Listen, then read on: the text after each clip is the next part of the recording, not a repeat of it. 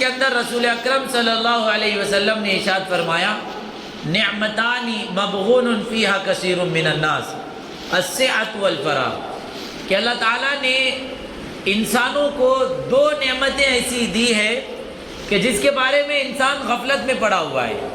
انسان یہ سمجھتا ہے کہ یہ نعمت ہمیشہ رہے گی، انسان یہ سمجھتا ہے کہ یہ نعمت کبھی زائل نہیں ہوگی، غفلت میں پڑا ہوا ہے، دھوکے میں پڑا ہوا ہے۔ وہ نعمت کیا ہے؟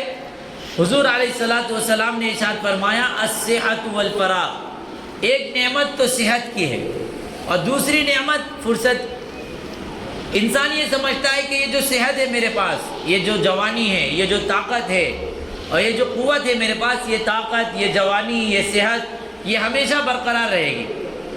اور اپنے طاقت کے نشے میں، اپنے قوت کے نشے میں وہ جو چاہے کرتا ہے، کبھی تو حد سے آگے گزر جاتا ہے اور کمزوروں پہ ظلم کرنے لگتا ہے، یا کبھی یہ سوچتا ہے کہ ابھی تو میں جوانی کے عالم میں ہوں، یا ابھی تو میں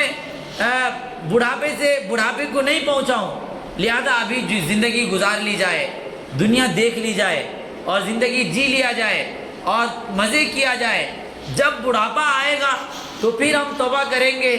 پھر اللہ کی عبادت کریں گے اور استغفار کریں گے، اللہ تعالیٰ سے اپنے گناہوں کی معافی منگوائیں گے، لیکن ابھی تو میں جوان ہوں اور میری عمر پڑی ہے عبادت کرنے کے لیے، لہذا ابھی دنیا بنایا جائے، دنیا میں ترقی کی جائے، دنیا میں آگے بڑھا جائے۔ اس طریقے کے خیالات میں انسان رہتا ہے یہاں تک کہ اس کی جوانی ختم ہو جاتی ہے، بڑھاپا آ جاتا ہے اور پھر اس کا بدن اس کا ساتھ دینا چھوڑ دیتا ہے، اور پھر وہ قوت باقی نہیں رہتی، وہ صحت باقی نہیں رہتی جو جوانی میں اس کی صحت تھی۔ بڑھاپے میں چاہ کر بھی وہ عبادت نہیں کر پاتا، چاہ کر بھی وہ نفلوں کا اہتمام نہیں کر پاتا، چاہ کر بھی جو ہے زیادہ عبادتیں نہیں کر پاتا۔ یعنی جوان آدمی، طاقتور آدمی جتنی عبادت کر سکتا ہے اور جتنی عبادت کی طاقت اللہ نے اس کو دی ہے، ایک ضعیف آدمی اتنی عبادت نہیں کر سکتا۔ تو رسول اللہ صلی اللہ علیہ وسلم نے اس حدیث کے ذریعے ہم کو یہ آگاہ کیا کہ یہ نہ سمجھو کہ یہ جوانی ہمیشہ رہے گی، یہ نہ سمجھو کہ یہ طاقت ہمیشہ برقرار رہے گی، یہ نہ سمجھو کہ یہ جو صحت اللہ نے دی ہے یہ صحت ہمیشہ رہنے والی چیز ہے،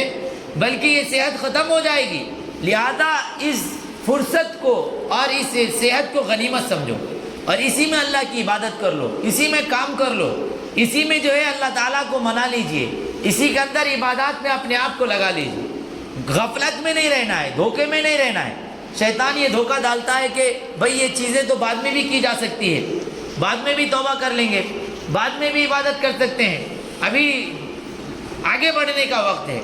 ابھی دنیا کمانے کا وقت ہے، اور اس طرح انسان اللہ سے دور ہوتا جاتا ہے، اللہ کی رحمتوں سے دور ہوتا جاتا ہے۔ اور دوسری جو نعمت ہے وہ فرصت کے ایام، کہ فرصت کے ایام کو یوں ہی ہم ضائع کر دیتے ہیں، جب فرصت ہمارے ہاتھ سے یہ دن ختم ہو جاتے ہیں تو پھر ہم پچھتاتے ہیں اور پھر سوچتے ہیں کہ کاش پہلے ہم کچھ کر لیے ہوتے۔ قرآن مجید میں اللہ تبارک و تعالی ارشاد فرماتا ہے یا ایھا الذین آمنوا انفقوا مما رزقناکم من قبل ان یأتی احدکم الموت، اے ایمان والو جو رزق ہم نے تم کو دیا ہے اس میں سے خرچ کر لو قبل اس کے کہ تم کو موت آ جائے۔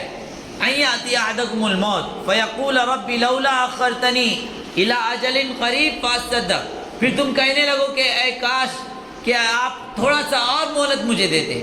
تھوڑا سا اور وقت مجھے مل جاتا کہ میں صدقہ کر لیتا، تھوڑا اور وقت مل جاتا کہ میں خیرات کر لیتا، تھوڑا اور وقت مجھے مل جاتا کہ میں توبہ کر لیتا،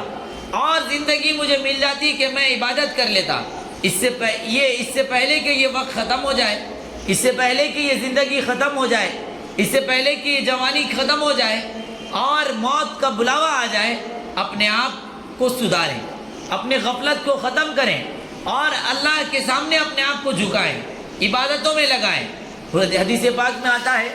رسول اکرم صلی اللہ علیہ وسلم نے ارشاد فرمایا اغتنم خمسا قبل خمسین، 5 چیزیں ہیں،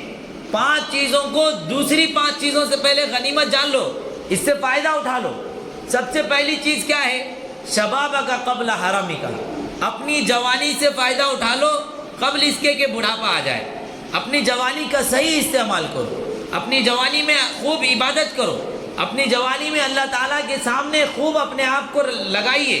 اور اللہ تعالیٰ کو منائیے قبل اس کے کہ بڑھاپا آ جائے۔ اس کے بعد رسول اللہ صلی اللہ علیہ وسلم نے ارشاد فرمایا وَغِنَاكَ قَبْلَ فَقْرِكَ، فقر آنے سے پہلے، غربت آنے سے پہلے جو اللہ نے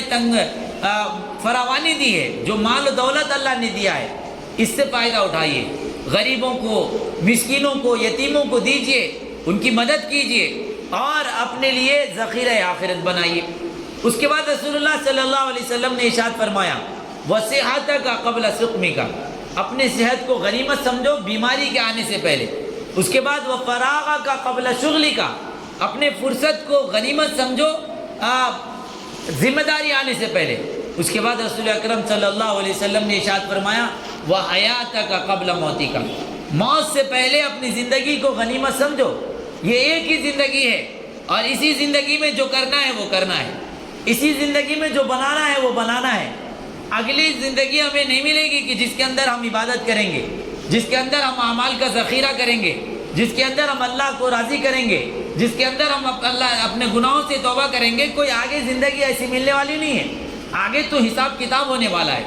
آگے تو بدلہ ملنے والا ہے، آگے تو جزا ملنے والی ہے۔ تو قبل اس کے کہ یہ زندگی ختم ہو جائے، قبل اس کے کہ موت آ جائے، انسان کو چاہیے کہ انسان اپنی زندگی کو غنیمت سمجھے، اس سے فائدہ اٹھا لے، بے پرواہی کی زندگی نہ گزارے، لاپرواہی کی زندگی نہ گزارے، رب سے دوری کی زندگی نہ گزارے، منچائی زندگی نہ گزارے، بلکہ اللہ نے جو حکم ہم کو دیا ہے، اللہ نے جو شریعت ہم کو دی ہے، رسول اللہ نے جو فرمان عطا کیا ہے، اس فرمان کے مطابق، اللہ کے دین کے مطابق اپنی زندگی کو گزاریں۔ قرآن مجید میں اللہ تبارک و تعالیٰ ارشاد فرماتے ہیں کہ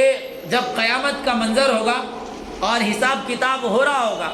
اس موقع پر وہ لوگ جن کے لیے جہنم میں جانے کا فیصلہ ہو جائے گا اور جن سے اللہ تعالیٰ ناراضگی کا اظہار فرمائیں گے،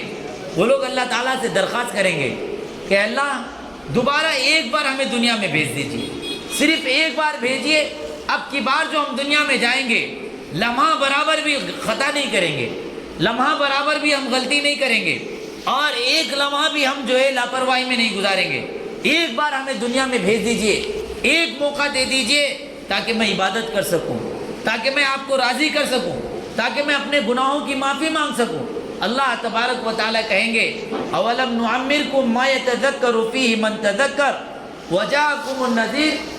کہ اے میرے بندے کیا میں نے تم کو اتنی مہلت نہیں دی تھی، اتنی زندگی نہیں دی تھی، اتنی عمر تم نہیں پائے تھے کہ جس کے اندر اگر تم سدھرنا چاہتے تو سدھر سکتے تھے، جس کے اندر اگر تم سنبھلنا چاہتے تو سنبھل سکتے تھے، جس کے اندر اگر تم عبادت کرنا چاہتے تو عبادت کر سکتے تھے، اگر نصیحت حاصل کرنا چاہتے تو نصیحت حاصل کر سکتے تھے۔ اولم نعمرکم ما یتذکر، کیا اتنی زندگی نہیں ملی کہ اگر آپ سنبھلنا چاہیں تو سنبھل جائیں؟ کیا اتنا وقت نہیں ملا کہ آپ توبہ کرنا چاہیں تو توبہ کر لیں؟ اللہ تعالیٰ کہیں گے کہ ہم نے نہ صرف یہ کہ وقت دیا، زندگی دی، صحت دی، جوانی دی، بلکہ اس کے ساتھ ساتھ وجاءکم النذیر، ڈرانے والے بھی تم کو آئے کہ دیکھو یہ زندگی جو ایک دن ختم ہو جائے گی اور غفلت کی زندگی نہ گزارو، اللہ کو نہ بھولو، ایک دن یہ زندگی ختم ہوگی، آخرت میں ہم کو جانا ہے، اللہ کے سامنے اپنا حساب دینا ہے، اپنے عمل کا کیا پانا ہے۔ یہ ڈرانے والے آتے رہے، ڈراتے رہے، سمجھاتے رہے، زندگی بھی اللہ نے دی اور اس کے ساتھ اللہ نے رسولوں کو بھیجا، نبیوں کو بھیجا، کتابیں اللہ تعالیٰ نے نازل کی، اور اسی طریقے سے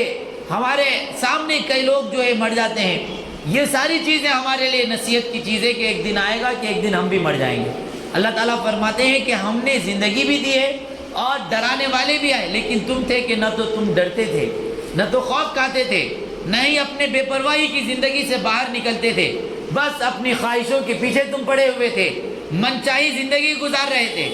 آج سوائے رسوائی کے تمہارے لیے کچھ نہیں۔ میرے بھائیوں، قبل اس کے کہ وہ وقت آ جائے، قبل اس کے کہ ہم صرف التجا کرنے لگیں، قبل اس کے کہ ہمارا یہ جو موقع ہے یہ موقع ختم ہو جائے، ہم کو چاہیے کہ اس موقع کو غنیمت سمجھیں اور اس میں جو ہے جتنی چاہے ہم عبادت کر سکیں اتنی عبادت کر لیں۔